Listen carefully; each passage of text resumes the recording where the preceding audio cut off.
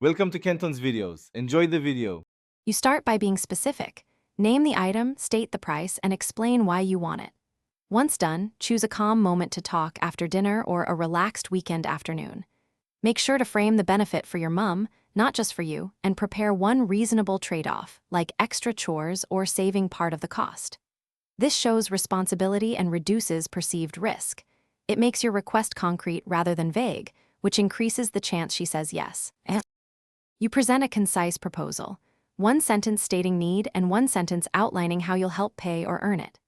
After that, explain specific contributions, weekly chores, part payment, or academic goals tied to the purchase, so she sees a cost benefit.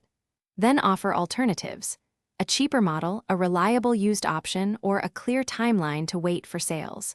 Because you give choices, she feels control, and when people feel in control, they are more likely to agree.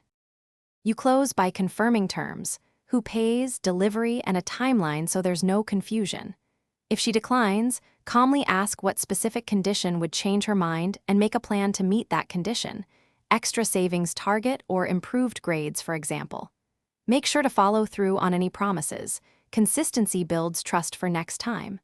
One troubleshooting tip: if emotions rise, pause the conversation and revisit it later with a written plan.